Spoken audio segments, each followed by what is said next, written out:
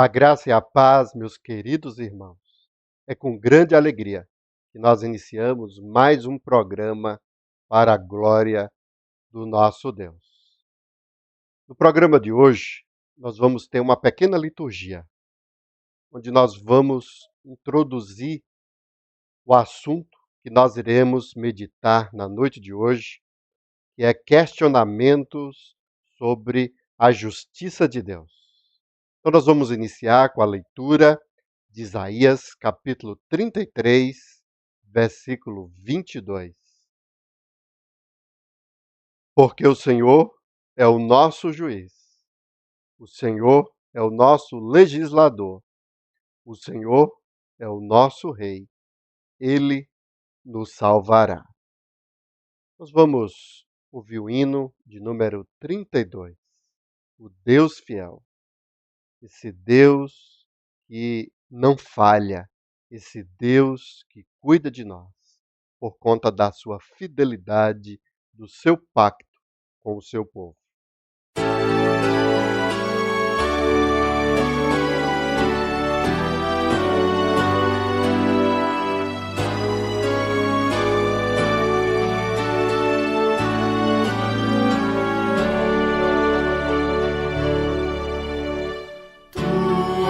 Fiel, Senhor, ó Pai celeste, teus filhos sabem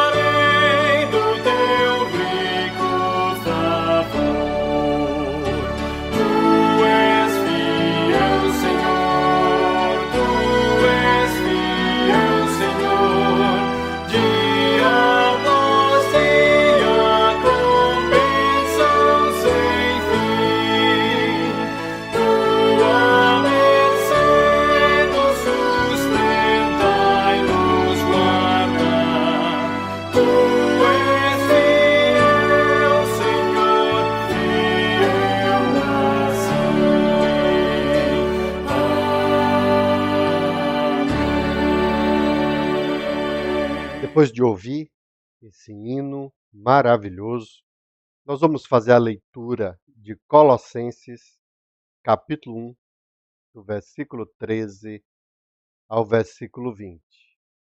E diz assim: Ele nos libertou do poder das trevas e nos transportou para o reino do seu Filho amado, em quem temos a redenção, a remissão dos pecados. Ele é a imagem de Deus, do Deus invisível, o primogênito de toda a criação, pois nele foram criadas todas as coisas, nos céus e sobre a terra, as visíveis e as invisíveis, sejam tronos, sejam soberanias, quer principados, quer potestades. Tudo foi criado por meio dele e para ele. Ele é antes de todas as coisas. Nele tudo subsiste. Ele é a cabeça do corpo, que é a igreja. Ele é o princípio, o primogênito dentre os mortos, para ter a primazia em todas as coisas. Porque Deus achou por bem que nele residisse toda a plenitude, e que, havendo feito a paz pelo sangue da sua cruz, por meio dele, reconciliasse consigo mesmo todas as coisas, quer sobre a terra, quer nos céus. Nós vamos ouvir um cântico maravilhoso, um cântico que eu gosto demais, que fala sobre esse nosso Deus, que é incomparável.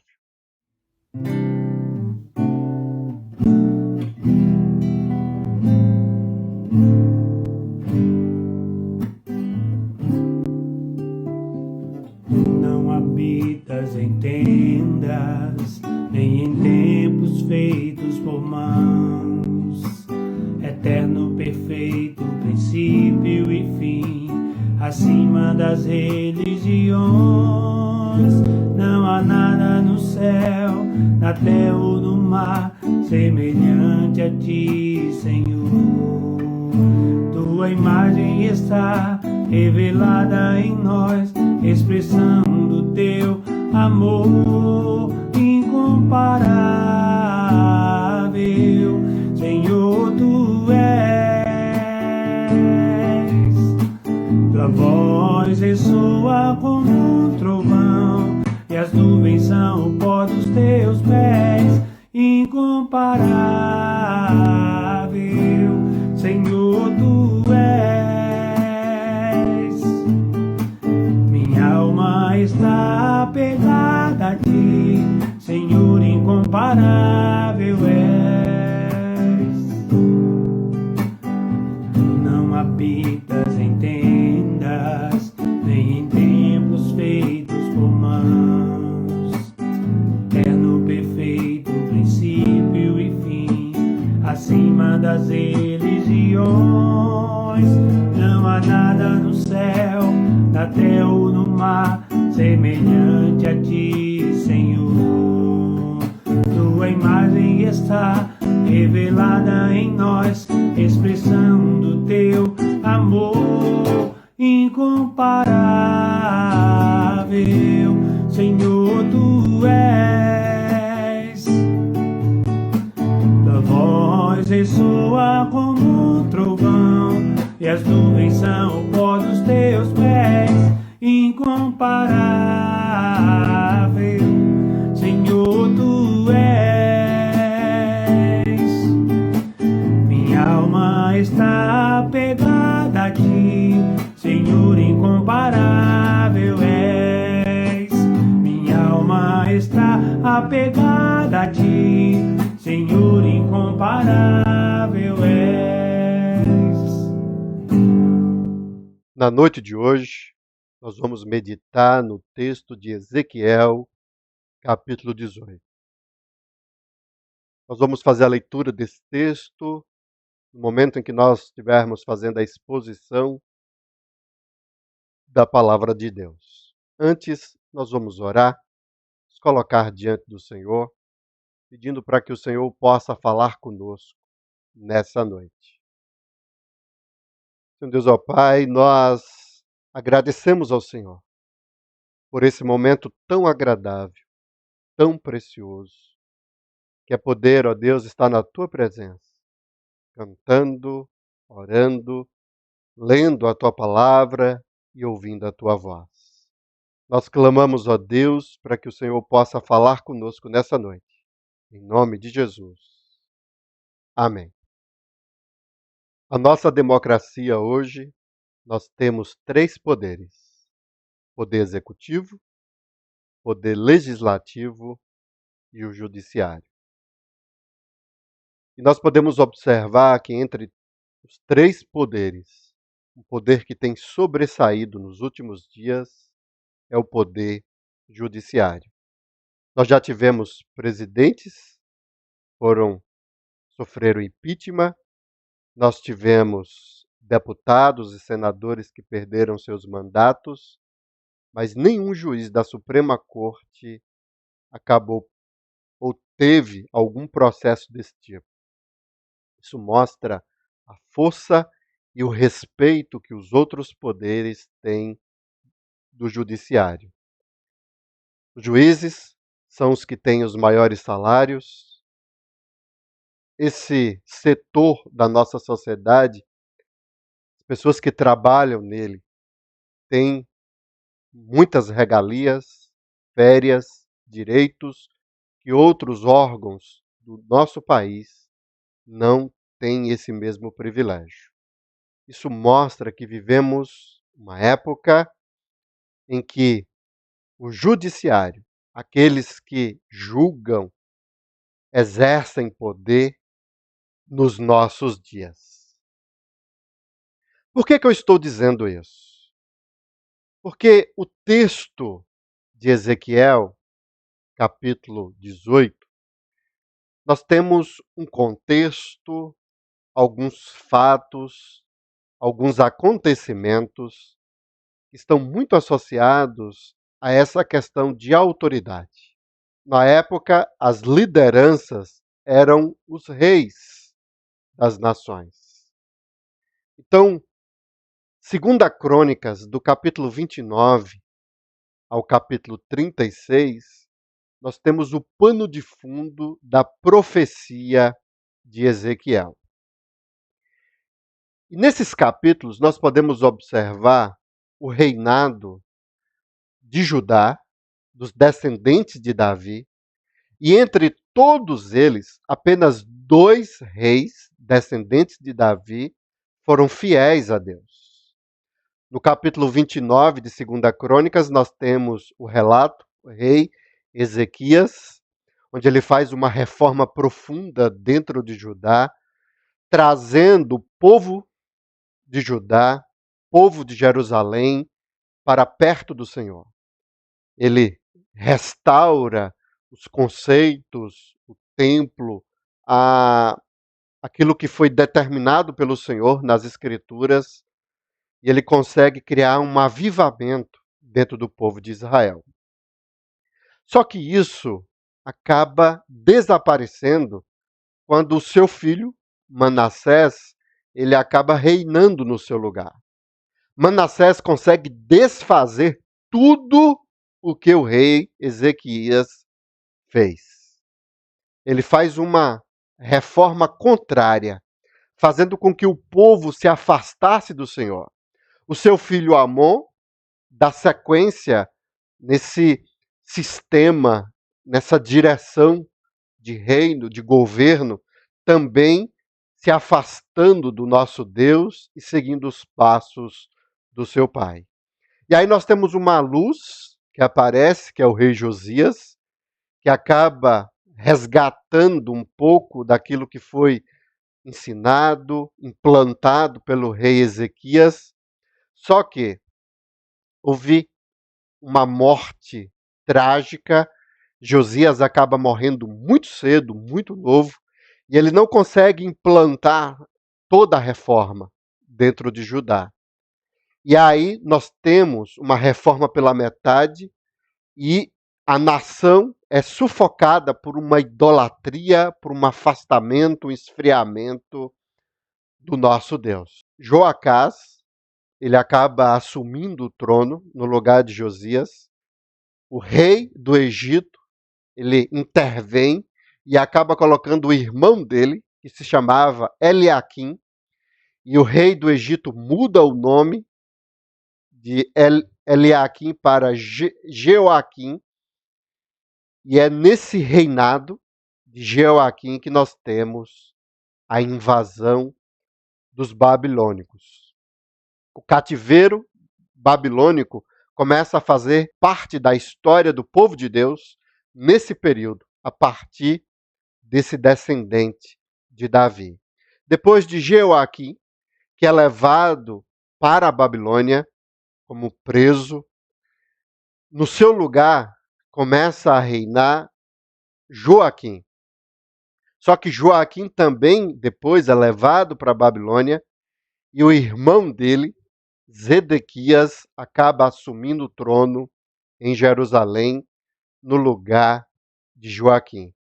Todos eles, Joaquim e Zedequias, se afastaram do Senhor e fizeram aquilo que era mal e que não agradava ao Senhor.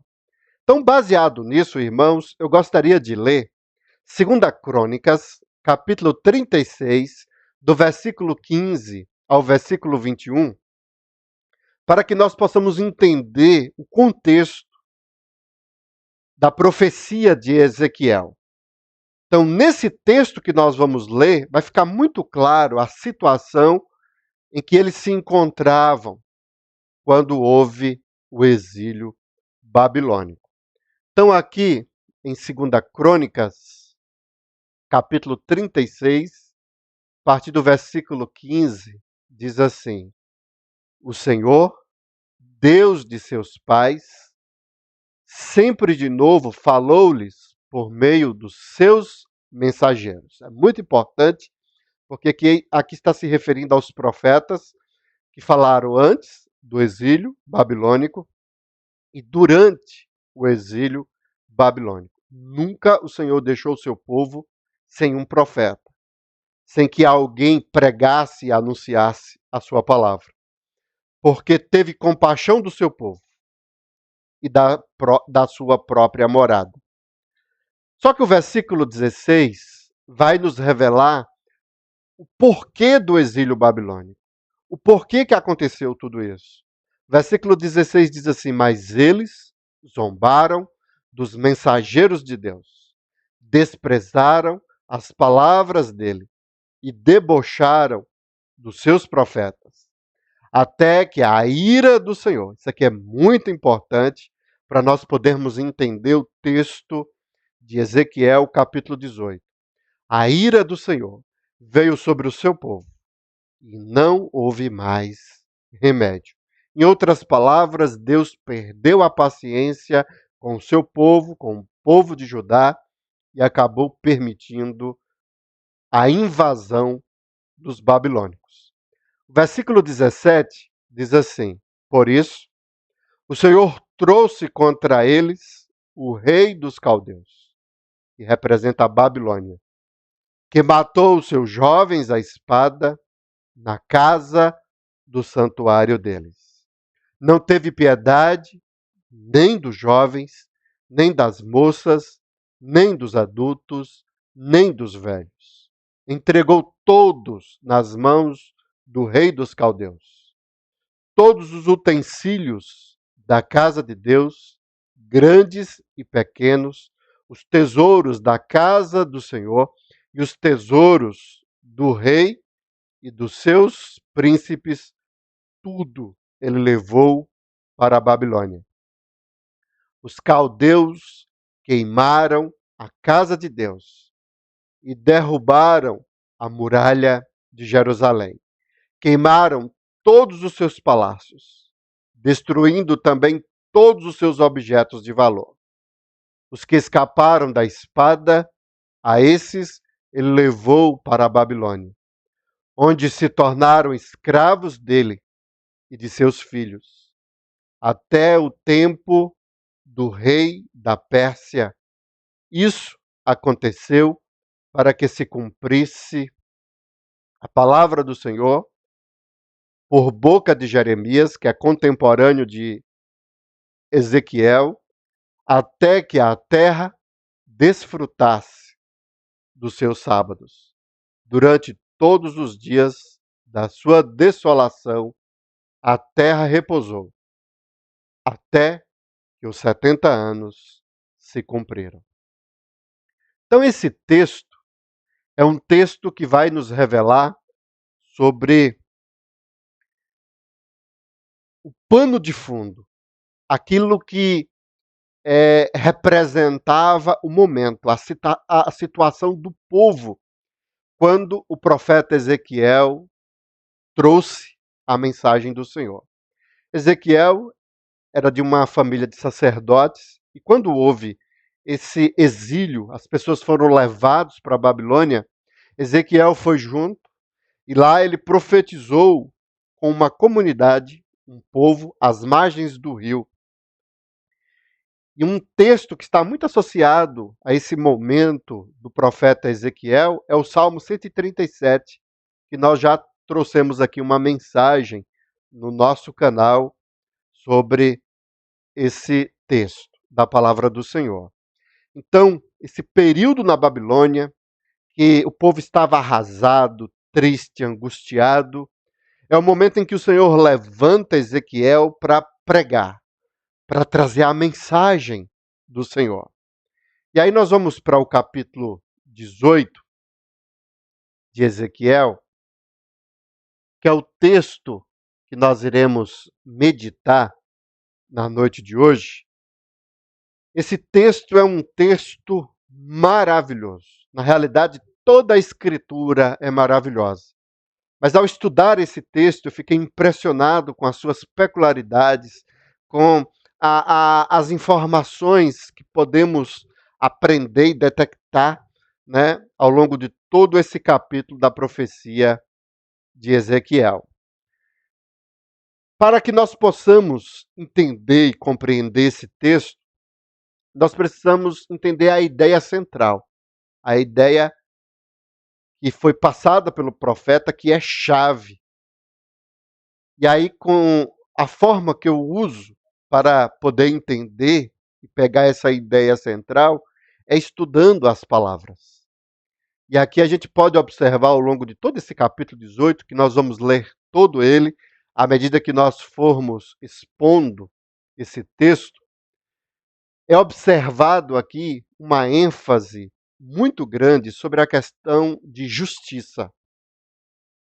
Palavras ligadas à justiça. Nós temos essa ideia de pecar, traz a ideia de um tribunal, de um julgamento, porque a todo instante isso é apresentado dentro do texto. Justiça, justo, retidão. Nós temos aqui no texto essa ideia de dever, de lei, né, que é colocado aqui nesses versículos, de juízo, de estatuto, de injustiça. Isso é repetido ao longo de todo o texto. Essas palavras, o fato delas serem repetidas, essas ideias, mostra a preocupação de Ezequiel em trazer esse tema, essa mensagem principal que podemos observar aqui no texto. Iniquidade, ímpio. O texto vai falando sobre estatutos justos, reto. Nós temos transgressões, justiça. Então, todas essas palavras estão presentes durante todo o texto da profecia do capítulo 18. Com isso em mente, nós vamos meditar sobre o tema questionamentos sobre a justiça de Deus. Por que eu estou usando essa palavra questionamento? Porque o texto gira em torno de dois questionamentos, que são as duas divisões do texto. Para facilitar, eu já marquei o texto todo, ele está todo dividido, para que os irmãos tenham a capacidade de identificar e de entender o texto de uma forma mais didática. Quando o texto está marcado com essas duas linhas de verde, é o questionamento. O primeiro questionamento está aqui no versículo 2, que diz assim: o que vocês querem dizer? Vocês que ficam repetindo esse provérbio a respeito da terra de Israel. E o questionamento é esse daqui: os pais comem uvas verdes e os dentes dos filhos é que se embotaram? E os dentes dos filhos é que se embotaram? Esse é o primeiro questionamento. Esse questionamento, ele é repetido e de forma, em outras palavras, mas com a mesma ideia, no versículo 19, nós temos ele da seguinte forma: mas vocês perguntam por que o filho não paga pela iniquidade do pai? Porque o filho não paga pela iniquidade do pai. Então, o versículo 2 e o versículo 19, eles estão juntos. Eles fazem parte do mesmo questionamento. Porque essa questão que eles levantam de um provérbio, em que os pais comem uvas verdes e os dentes dos filhos é que se embotaram, é a ideia de que os pais pecaram, os pais fizeram coisas desagradáveis a Deus e os filhos é que foram punidos. Então, o primeiro questionamento que eles levantam é justamente esse: Deus pune o filho por causa dos pecados de seus pais? Esse é o primeiro questionamento que nós temos aqui na profecia de Ezequiel. Deus pune o filho ou os filhos por causa dos pecados do seu pai ou dos seus pais?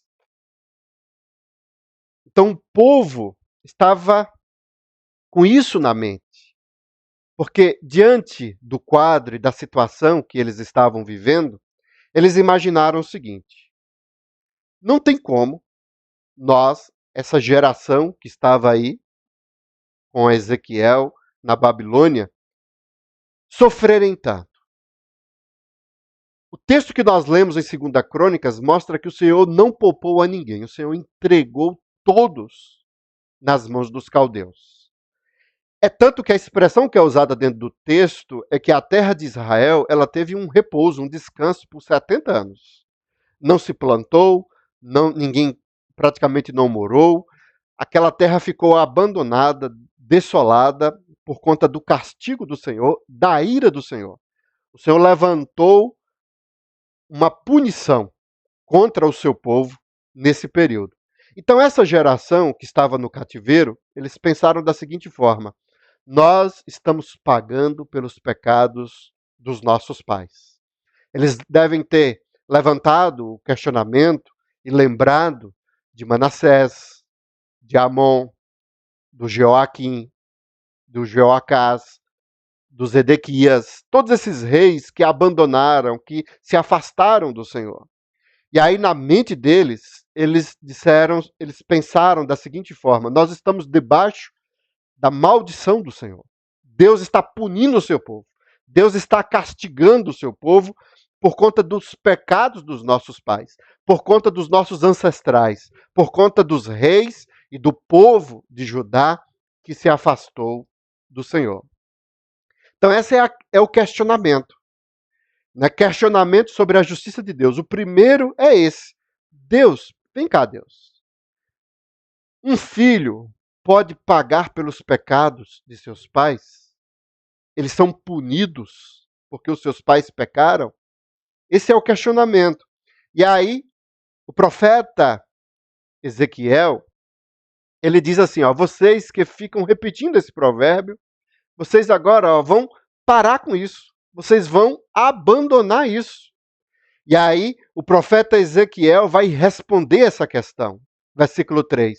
Tão certo como eu vivo, diz o Senhor Deus, vocês nunca mais repetirão esse provérbio dentro de Israel. Pare com isso. Pare de trazer esse questionamento, de levantar esse fato, essa premissa, porque isso não é verdade, isso não existe. E aí o versículo 4 nós temos a resposta que diz assim: eis que todas as pessoas são minhas, tanto os ancestrais, os pais, como os filhos, todos me pertencem.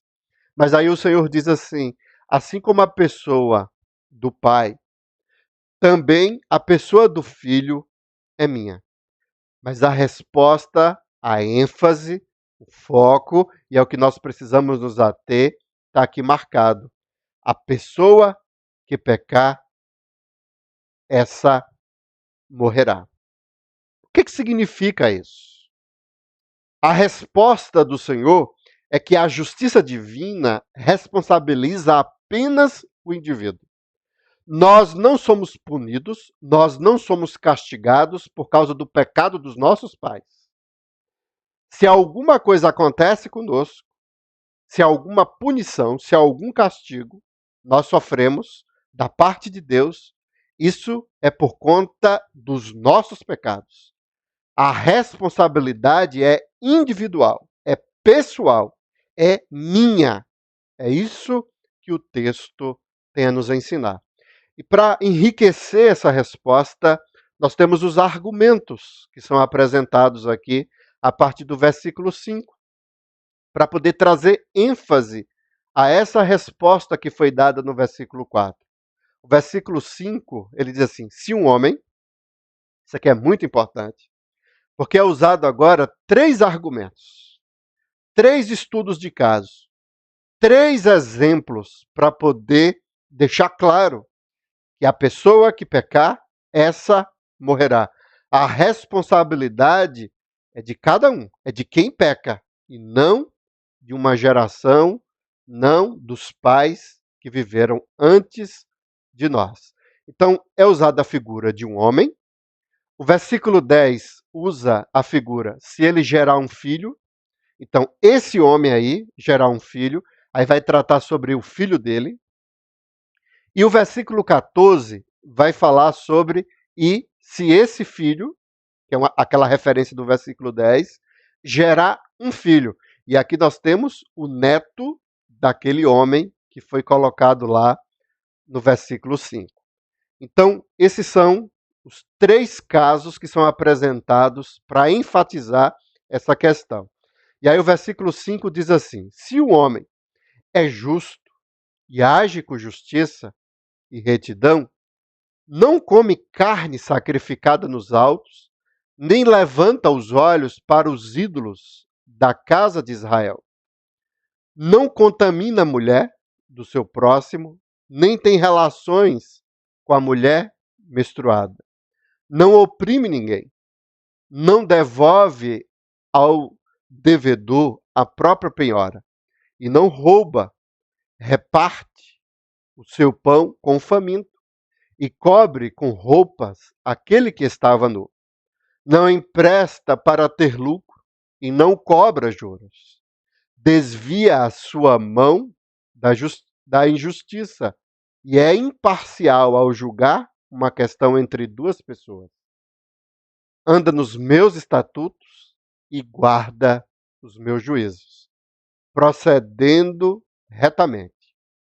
Aí diz: esse homem, esse tal, é justo e certamente viverá, diz o Senhor Deus. Qual é a ideia da profecia? É apresentado aqui um primeiro exemplo de um homem justo, de um homem íntegro, de um homem que busca viver de acordo com a lei. O que é apresentado aqui, do versículo 5 ao versículo 9, são regras, leis de Deuteronômio. Lá em Deuteronômio nós temos a maldição e a bênção. Aqueles que vivem de acordo com a lei, guardando e praticando estão debaixo da bênção. Aqueles que não estão debaixo da maldição. Resumindo, é isso. E essa questão da lei é apresentado nos 3 exemplos. Basicamente é a mesma coisa que é colocado nos 3 exemplos.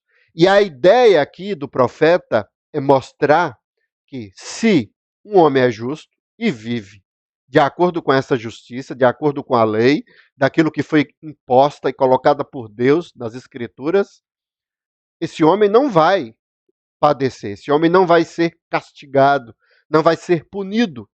Então, se ele vai proceder retamente, esse tal é justo e certamente viverá. Viver aqui no sentido de salvação, de bênção, vai estar debaixo das bênçãos do nosso Deus. Então, aqui vem a confirmar a resposta. A pessoa que pecar, essa morrerá. Agora, a pessoa que vive de forma justa, de forma das Escrituras, dos mandamentos, então esta certamente viverá. O segundo exemplo, versículo 10 diz assim: e se ele gerar um filho? Então agora esquece esse homem e nós vamos agora trabalhar com o seu descendente. Porque a pergunta implica em punir o filho por causa dos pecados do pai. Então, de propósito, o profeta Ezequiel coloca os 3 exemplos sobre o pai, o filho e o neto, para mostrar como é que funciona isso na prática. Então, o versículo 10 diz assim: e se ele gerar um filho, agora é diferente do pai. O pai é justo, o filho é ladrão, é assassino, que fizer ao seu irmão qualquer uma dessas coisas. E aí vai mostrar tudo aquilo que foi apresentado lá para o pai, só que agora ele transgride a lei. Ele vai contra os mandamentos. É isso que é apresentado aqui. E aí o texto termina com uma questão: será que esse viverá? Será que é possível uma pessoa dessa viver? Estando dessa forma? Não viverá. Ele fez todas essas abominações e será morto. É responsável pela própria morte. A justiça divina responsabiliza apenas o indivíduo. Se ele é justo e vive de acordo com a lei, está debaixo das bênçãos. Se ele é ladrão, que é o caso aqui, se ele transgride, ele acaba sendo punido. É assim que os 2 exemplos nos ensinaram. O versículo 14 agora vai tratar sobre o neto. E se esse filho gerar um filho, que veja todos os pecados que o pai cometeu, e vendo-os, não fizer coisas semelhantes. E aí vai ser relatado a mesma lista que foi apresentada no primeiro e no segundo exemplo. E vai dizer o seguinte: olha, esse daqui é como o avô. Ele é justo, ele busca viver de acordo com o padrão que foi apresentado por Deuteronômio, pela lei de Moisés. Então, esse daqui vai ser abençoado. Quanto ao pai dele, porque praticou extorsão, roubou os bens do próximo e fez o que não era bom no meio do seu povo, eis que ele morrerá por causa da sua iniquidade. Mas esse daqui não. Certamente ele vai viver, porque ele não praticou a iniquidade do pai, mas ele copiou o exemplo do avô. Então, os 3 exemplos vão confirmar essa ideia aqui do versículo 19, que fecha essa parte dizendo: mas vocês perguntam, por que o filho não paga pela iniquidade do pai? Porque esse foi o questionamento apresentado. Porque o filho fez o que era justo e reto. Se ele andou de acordo com os preceitos do Senhor, ele não vai ser punido. Ele não vai ser castigado. Ele guardou todos os meus estatutos e os praticou. Por isso, certamente viverá. E aí a resposta, a primícia, né, desse ponto é apresentada novamente. A pessoa que pecar, essa morrerá. O filho não pagará pela iniquidade do pai, nem o pai pagará pela iniquidade do filho. A justiça do justo ficará sobre ele, e a maldade do ímpio cairá sobre ele. A resposta e a argumentação para essa questão. Deus não pune o filho por causa dos pecados dos seus pais. Por que isso é importante aqui, irmãos? Nós vivemos um tempo em que as pessoas, elas buscam sempre uma justificativa para poder culpar alguém, ou culpar alguma coisa, ou alguma circunstância.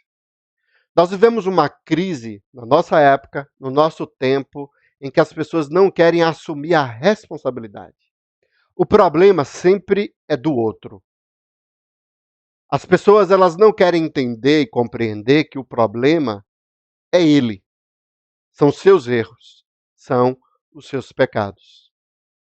Então, claramente, nós podemos mostrar que isso tem influenciado muito a teologia, a filosofia, o comportamento humano. Essa mentalidade está presente na nossa sociedade, no nosso tempo, de uma forma muito grande. Porque as pessoas, elas, em vez de olhar para os seus pecados, para a sua situação, ela busca tentar compreender o seu sofrimento, a sua situação adversa, o castigo, uma punição que ela está sofrendo através de uma coisa relacionada ao passado, ou a pessoas, ou a circunstâncias. Assim aconteceu, por exemplo, na década de 90. Surgiu uma teologia sobre a maldição hereditária. As pessoas apresentavam seus pecados, as pessoas tinham comportamentos contrários à palavra de Deus, e aí alguém teve uma ideia, falou assim, olha, o seu pecado, o seu problema, não é porque você está errando, porque você está pecando, mas está relacionado aos seus antepassados. Existe uma maldição na sua família. Então, observe, a sua avó, ela adulterou, se prostituiu, a filha dela adulterou, prostituiu, e agora você também está fazendo a mesma coisa. Então as pessoas dessa teologia argumentavam dizendo, olha, existe uma maldição aí. Se nós não quebrarmos a maldição, não vai resolver o seu problema, não vai resolver essa sua situação do presente. O que significa isso? As pessoas estavam tirando a responsabilidade dos seus erros, das suas falhas, e tentando se justificar através de uma filosofia, de uma teologia baseado em pessoas do nosso passado. Bem parecido aqui com a situação de Ezequiel, capítulo 18. No aconselhamento, nós observamos muito isso. As pessoas que entram em crise, que estão em uma situação complicada, quando vêm conversar conosco, nós percebemos a todo instante elas tentando se justificar. O aconselhamento tem um propósito de tocar na ferida, de mostrar o erro, mostrar a falha, porque nós cremos que conhecendo a verdade vai nos libertar. E a palavra de Deus abre, e a palavra de Deus nos liberta. E aí, no momento em que nós compreendemos o nosso erro, o nosso pecado, e nós confessamos diante do Senhor, isso transforma as nossas vidas. Mas a todo instante, no momento em que nós estamos conversando com as pessoas, elas buscam se justificar. Não, isso está acontecendo comigo, foi por causa da minha mãe. A minha mãe foi que fez isso comigo. Eu tenho esse problema aqui de nervoso, eu tenho esse problema aqui de ansiedade, porque na minha infância aconteceu isso. Eu tenho um trauma, teve algo que aconteceu comigo, com meu marido, com meu filho, no meu trabalho. Então, a todo instante, nós buscamos tirar a responsabilidade sobre os nossos ombros e jogar sobre alguém, sobre alguma circunstância, sobre alguma situação. Isso é próprio do ser humano. E isso faz com que a gente perca o foco, o problema. Nós, em vez de olhar para o problema sou eu, se eu estou sofrendo uma punição, um castigo, a mão de Deus está pesando sobre a minha vida, sobre a minha família, sobre a minha igreja, sobre o meu país, em vez de olhar para o outro, em vez de ficar preocupado com o que está ao meu redor, eu preciso olhar para mim.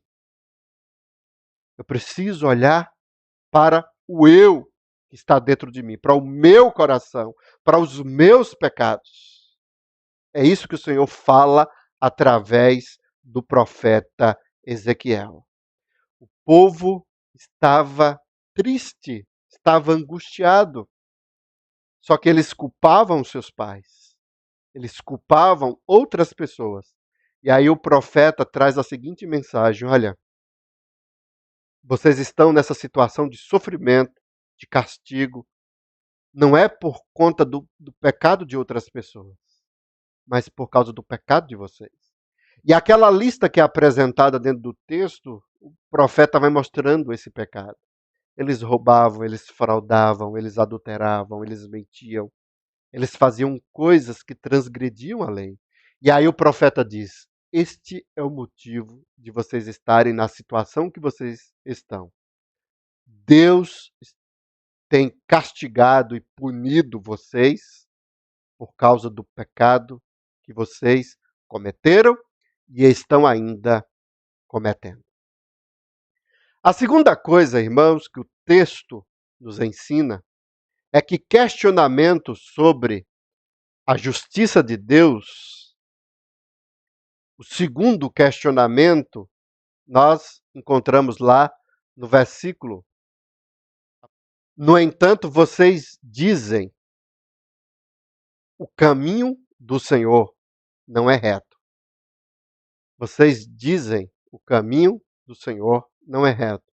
Essa ideia é repetida lá no versículo 29, que diz assim: no entanto, a casa de Israel diz, o caminho do Senhor não é reto. Isso aqui significa Deus age de forma injusta? Deus é injusto? Quando eles citam essa ideia de caminho, é a forma como Deus procede, é a forma como Deus age. Então, quando diz que não é reto, está falando em relação à injustiça. Então, o questionamento que é levantado agora é um questionamento sobre a injustiça. Então, eles têm isso dentro do coração deles. Deus está sendo injusto conosco. Porque não tem como nós sofrermos do jeito que nós estamos sofrendo. A situação do povo nesse período foi uma situação gravíssima. Eles perderam tudo. O texto de Crônicas diz que todos os utensílios do templo foram levados, os pequenos e os grandes, para a Babilônia. Os babilônicos destruíram as muralhas, destruíram o templo, destruíram tudo. Então, isso foi tirado do povo de Deus, a religião foi tirado, o sonho, a nação, a residência, a família. Filho foi para um lado, pai foi para o outro, alguns morreram, perderam as suas terras e se tornaram escravos. E passaram a viver em uma cultura, em uma nação completamente diferente, um povo, uma língua, uma comida completamente diferente da deles. Então, eles olharam para a vida deles, a situação em que eles se encontravam, e havia uma revolta, havia uma indignação dentro dos seus corações. Diz assim, mas não tem como, Deus é injusto, essas coisas nunca aconteceram. O povo de Deus pecou, o povo de Deus fez coisas terríveis no passado, mas ninguém está passando pelo que nós estamos passando nesse momento. Então, eles trazem esse questionamento, e isso é colocado aqui no texto do profeta Ezequiel. Então, quando eles perguntam, Deus age de forma injusta? Que vocês dizem, são eles que perguntam. O profeta Ezequiel responde no versículo 23. Vocês pensam que eu tenho prazer na morte do ímpio? Diz o Senhor Deus. Não desejo eu muito mais do que ele se converta dos seus caminhos e viva? O versículo de número 32 traz a mesma ideia. Ele termina o texto trazendo essa resposta para o povo que levantou a questão, que diz assim: eu não tenho prazer na morte de ninguém, diz o Senhor Deus.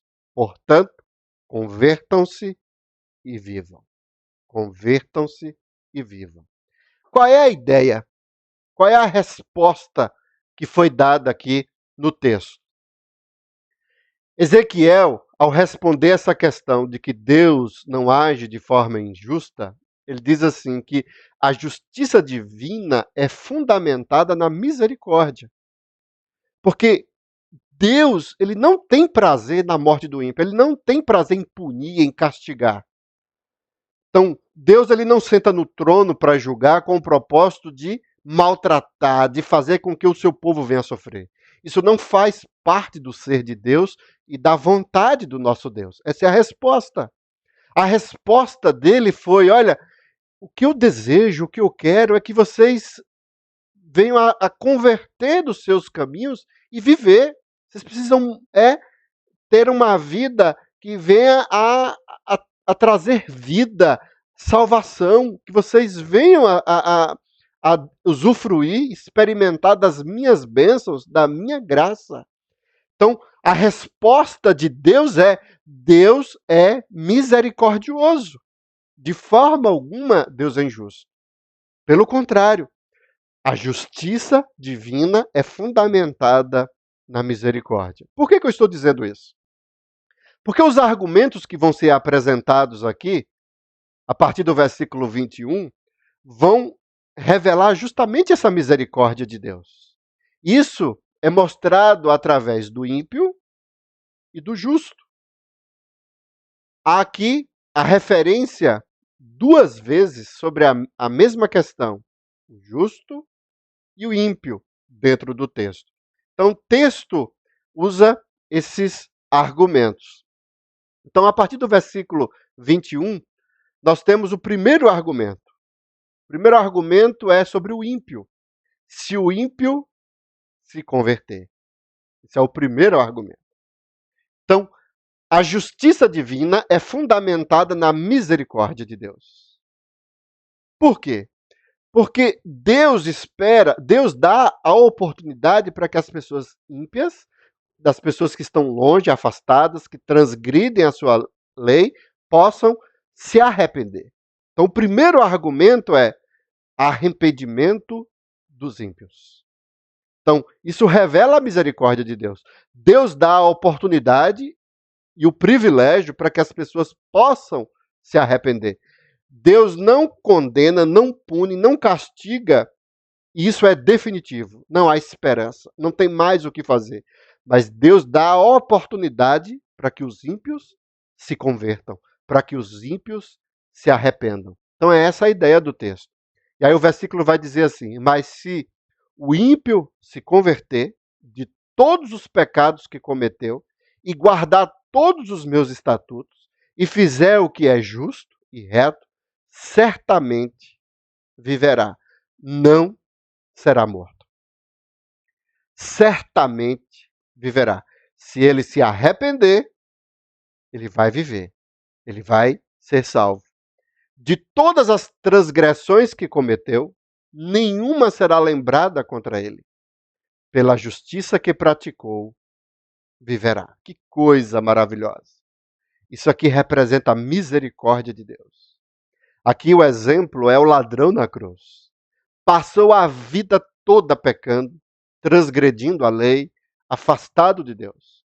E no momento em que estava na cruz com Cristo, ele pede a Cristo: tenha misericórdia de mim quando entrares no paraíso. Ele se arrepende dos seus pecados. E aí esse texto aqui mostra justamente isso. No momento em que o ímpio ele se converte, ele se arrepende, ele reconhece que ele errou, que ele pecou e que ele precisa mudar de vida, e ele transforma a sua vida, toda a sua transgressão. Olha o que é que diz o texto. De todas as transgressões que cometeu, nenhuma será lembrada contra ele. Nenhuma. Tudo será apagado, tudo será deixado de lado. Se é a misericórdia de Deus, pela justiça que praticou, viverá. Então, a misericórdia de Deus é o fundamento da justiça. Deus é misericordioso porque Ele dá a oportunidade, Ele dá a forma, o meio para que as pessoas possam serem salvas. E o primeiro argumento, arrependimento dos ímpios.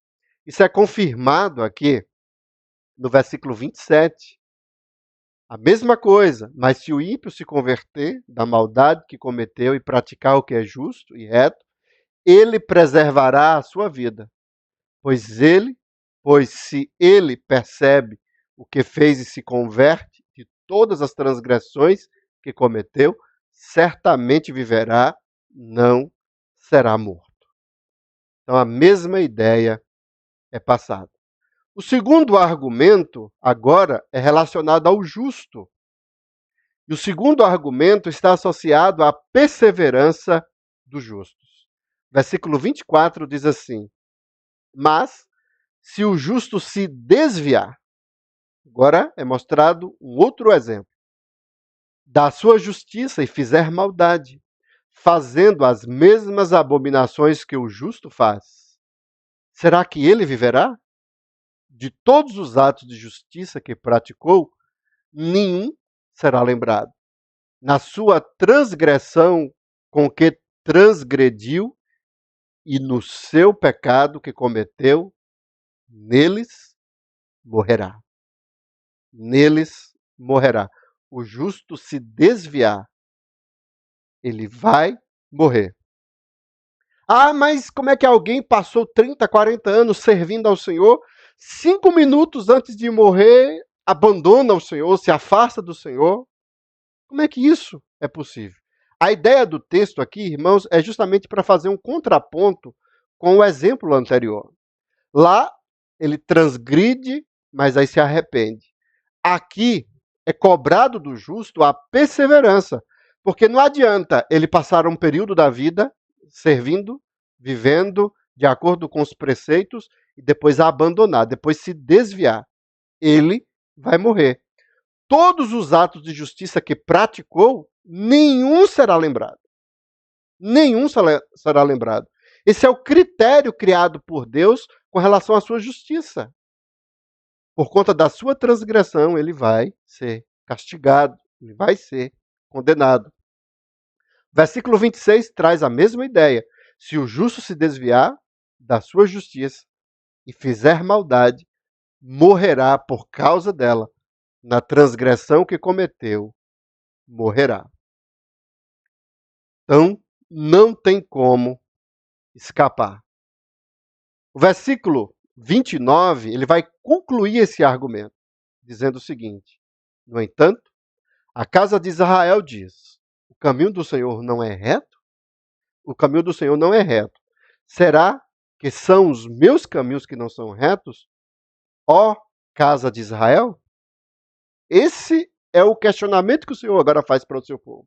Será que o problema é que eu sou injusto? Ou que vocês é que estão sendo injustos para comigo?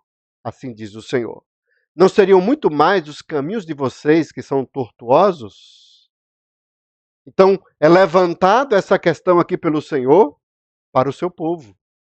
O problema não sou eu. Não sou eu que sou injusto. Vocês é que têm praticado o mal e têm se afastado dos meus caminhos. É muito interessante isso daqui da palavra do Senhor. Porque no momento em que a gente se sente injustiçado por alguma coisa, isso traz uma ira. Ninguém gosta de ser injustiçado. Quando você está certo, quando você fala a verdade e alguém levanta um falso, ou alguém pratica um ato de injustiça com relação a você, isso mexe demais com o ser humano. A pior coisa é alguém que é condenado por algo que não fez. Isso mexe, isso faz com que o coração fique irado, com raiva. E era isso que estava acontecendo com o povo de Judá. Eles olhavam para Deus com ira, com raiva. Eles olhavam para aquela situação e diziam assim, ó, Deus é injusto. O castigo, a punição é exagerado demais. Tudo está sendo demais. Então, por conta disso, eles se afastaram do Senhor. Eles ficaram desanimados, eles perderam a esperança, eles perderam a capacidade de olhar para o futuro e ver que o quadro poderia mudar. Eles olharam para Deus e viram que Deus não amava mais a eles, que Deus não se importava mais com eles. Eles esqueceram de uma questão que era muito importante. Deus é justo. E Deus trabalha muito aqui dentro do texto a questão do mérito. Depois, no final, eu vou explicar um pouco mais sobre isso. Mas o mérito no sentido de que a responsabilidade é minha, então eu sou culpado. Por conta disso, o Senhor me castiga e o Senhor me pune. O que acontece comigo não é porque Deus é injusto, ou porque Deus está sendo injusto para comigo. O que está acontecendo é porque eu desagradei ao Senhor, porque eu fiz aquilo que o Senhor não queria que eu fizesse. Então o problema sou eu e não Deus. Só que devido a esse problema no nosso coração, a gente se afasta de Deus, a gente fica com raiva de Deus. Isso é muito comum no nosso meio. Tem muita gente que está com raiva de Deus. Tem muita gente que está magoada com Deus. Coisas terríveis acontecem nas nossas vidas e as pessoas, no fundo, muitas vezes não têm coragem de dizer, mas lá dentro do coração, isso é claro, isso é revelado. Uma raiva, uma decepção, uma ira de Deus. Tem muita gente que culpa Deus pela situação em que está vivendo. Tem gente que pensa da seguinte forma, se eu tivesse um emprego melhor, eu poderia servir a Deus de uma forma melhor. Se eu tivesse um carro, eu poderia ir mais vezes para a igreja. Se eu não fosse tão doente, se eu não tivesse esse problema, eu faria coisas melhores para servir a Deus. E aí você começa a culpar a Deus por conta da situação que você vive. E isso faz com que o materialismo tome conta do nosso coração. A gente começa a olhar para as coisas, para as situações e para as pessoas e começamos a culpar a Deus, começamos a julgar a Deus. Em vez de Deus nos julgar, em vez de Deus mostrar o que é que nós devemos fazer, nós é que começamos a fazer isso com Deus. Então nós invertemos a situação. Deus passa a ser o réu e nós passamos a ser o juiz de Deus. E isso acontece também com relação aos nossos irmãos. Nós passamos a julgar as pessoas, nós passamos a condenar as pessoas. E a gente acredita que o quadro, que a vida, que os problemas, que o castigo, que o sofrimento que nós estamos vivendo, a culpa são os outros. E o final, o último, é o próprio Deus. A última instância, a culpa é do próprio Deus, que tem um controle, que comanda todas as coisas e permitiu que tudo isso acontecesse. Então, muitas vezes nós estamos decepcionados, com raiva de Deus. Isso é uma coisa muito séria que nós temos aqui no texto. Questionamento sobre a justiça de Deus. Mas tem um fator aqui, irmãos, que é muito importante para nós podermos entender tudo isso que foi apresentado aqui. E aqui é onde eu quero concluir. É um texto que está lá em Mateus, capítulo 6, versículo 33. A partir do versículo 33. Mateus, capítulo 6, a partir do versículo 33. Que diz assim: mas busquem em primeiro lugar o reino de Deus, e o que é que está escrito aqui, irmãos? E a sua justiça. Talvez você nunca observou, talvez você nunca considerou essa questão aqui. Mas busque em primeiro lugar o reino de Deus e a sua justiça. E todas essas coisas lhe serão acrescentadas.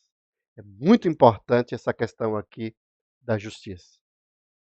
Reino de Deus e justiça não pode ser separados.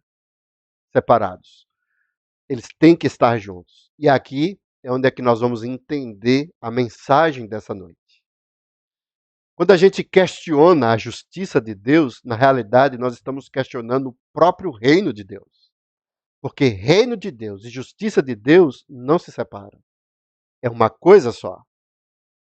Quando a gente fala sobre justiça, e ao ler o texto de Ezequiel, a gente lembra muito do Antigo Testamento, das leis, dos mandamentos, e o texto fala sobre a sua justiça, sobre a prática dessa justiça, e muitas vezes a gente fica pensando, mas vem cá, o texto é um texto legalista, o texto é um texto que cobra sobre essa questão de nós vivermos de acordo com a lei, essa preocupação em fazer o que é certo, o que é errado.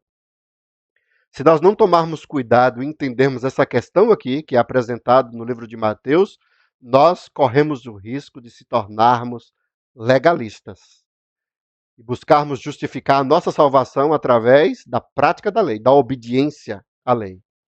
Mas no momento em que nós entendemos que o reino de Deus e a justiça é uma coisa só, e que elas estão juntas e que não tem como se separar, aí tudo muda. E aí nós começamos a entender e compreender o texto da palavra do Senhor. Porque o texto diz assim, busca em primeiro lugar. Nós precisamos buscar o reino e a sua justiça. Essa justiça tem que fazer parte das nossas vidas. É a coisa principal que nós precisamos ter. Nós precisamos almejar. Porque sem o reino de Deus e a sua justiça, nós não podemos ser salvos. Nos tornamos crentes, servos de Deus, problemáticos. Porque nos falta aquilo que é o principal, que é o essencial, o reino e a justiça. E ao fazer isso, todas as coisas serão acrescentadas. Porque o texto fala sobre ansiedade, o texto fala sobre coisas que nós precisamos, que nós necessitamos. E aí a mensagem é, nós precisamos focar no reino e na sua justiça. E aí o capítulo 7 traz novamente essa mesma ideia sobre essa questão da justiça de Deus. Não julguem, para que vocês não sejam julgados. Jesus proíbe o fato de nós julgarmos uns aos outros. Por que isso? Porque a mensagem principal do reino de Deus é amar a Deus e amar ao próximo. Se a justiça e o reino estão juntas, então nós não temos como fugirmos desse padrão que foi colocado por Cristo Jesus.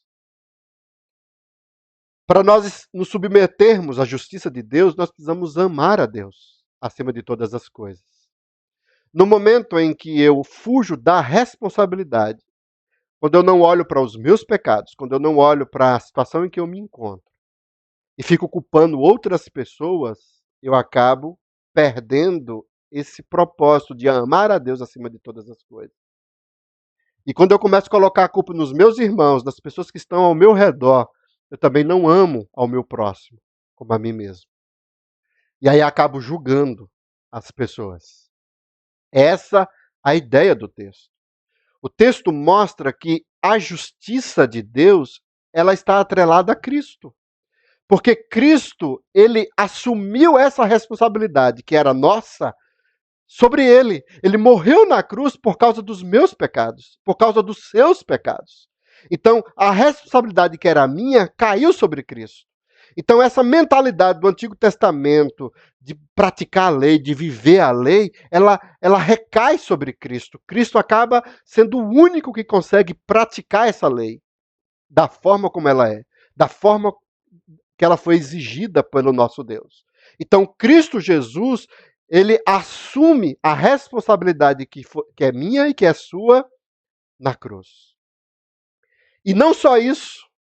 Quando o texto levanta o questionamento se Deus é injusto, na realidade é o contrário disso. Deus é misericordioso, porque a misericórdia de Deus fez com que Cristo pagasse pelos nossos pecados. A ira de Deus, A justiça de Deus caiu sobre Cristo e Cristo acabou pagando a punição, o castigo que era para mim e para você. Isso mostra a misericórdia de Deus, a bondade de Deus para com o seu povo. E aí o texto vai aplicar sobre o arrependimento dos ímpios e sobre a perseverança dos santos. O que é que Deus quer de nós? O que Deus quer de nós é que a gente não venha desassociar o reino de Deus, o reino de Cristo e a justiça. Não tem como assumir a responsabilidade sem Cristo. Não tem como se arrepender e perseverar até o fim sem Cristo. Cristo é o motivo de nós conseguirmos sermos salvos. Essa vida que é apresentada dentro do texto, nós só adquirimos ela através de Cristo. Cristo é o motivo da nossa salvação. Somente em Cristo nós somos salvos. É isso que nós precisamos entender. Então, questionamento sobre a justiça de Deus. Não faça esse tipo de questionamento. Entenda que a justiça divina responsabiliza apenas o indivíduo. Nós somos responsabilizados pelos nossos atos. A justiça divina é fundamentada na misericórdia.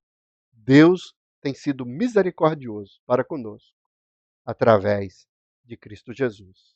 Nós vamos ouvir um cântico que fala justamente sobre essa misericórdia do Senhor.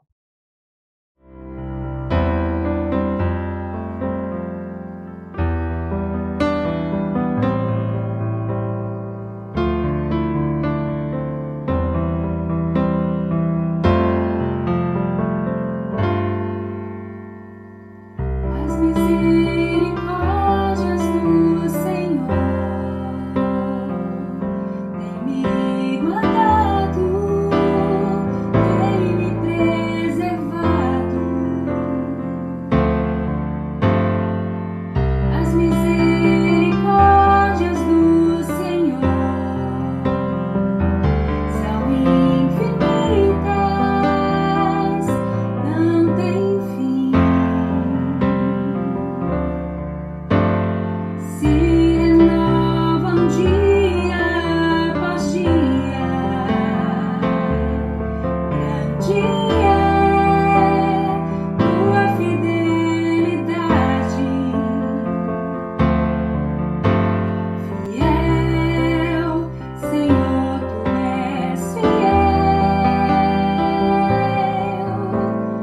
Tu és minha porção, portanto esperarei em ti. Fiel, Senhor, tu és fiel. Tu jamais falhaste, minha salvação vem de ti. Fiel, Senhor, tu és fiel. Tu és minha porção, portanto esperarei em ti. Fiel, Senhor, tu és fiel. Tu jamais falhaste, minha salvação vem de ti. Minha salvação vem de ti.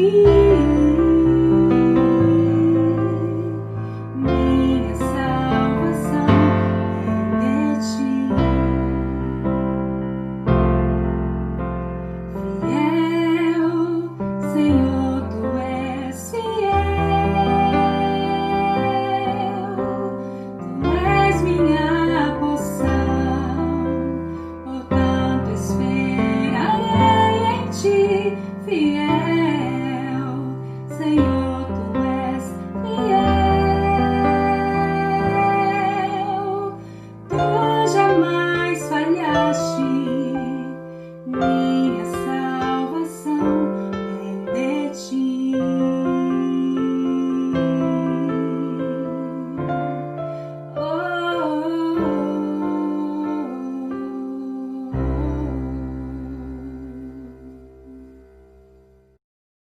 Nós vamos orar para encerrar. Senhor Deus, ó Pai, nós agradecemos ao Senhor pela Tua palavra. Que coisa maravilhosa, ó Deus, é a Tua justiça. Nós não imaginávamos, ó Deus, que em Cristo Jesus nós éramos tão abençoados. As bênçãos que foram pronunciadas lá por Deuteronômio, nós a recebemos não por mérito, não pelo que fazemos ou deixamos de fazer, mas nós recebemos por causa de Cristo. E o Senhor tirou de sobre o seu povo, sobre nós, a maldição, porque essa maldição recaiu sobre Cristo. E hoje nós somos povo do Senhor, nós pertencemos ao Senhor. O teu castigo e a tua punição, ó Deus, não mais cai sobre nós, porque em Cristo Jesus nós somos mais que vencedores. A nossa oração, ó Pai, é que o Senhor possa manifestar os pecados que há em nossos corações. Que o teu povo, ó Deus, possa aprender a se arrepender de todo o teu coração. Que o teu povo, ó Deus, possa assumir a responsabilidade e entender que todas as vezes que nós pecarmos, que nós nos afastarmos do Senhor, nós precisamos voltar ao Senhor e perseverar até o fim. Nos dê a condição, ó Deus, de ter uma vida digna, uma vida que glorifique ao Senhor, uma vida que exalte ao Senhor. Não porque nós merecemos, mas por causa de Cristo Jesus. Ele é o único que pode nos dar essa condição de podermos ter vida, vida em abundância. Em nome de Cristo Jesus que nós te oramos. Amém. Que o Senhor possa derramar bênção sobre a sua vida e que você possa entender que a justiça de Deus agora é para o nosso bem.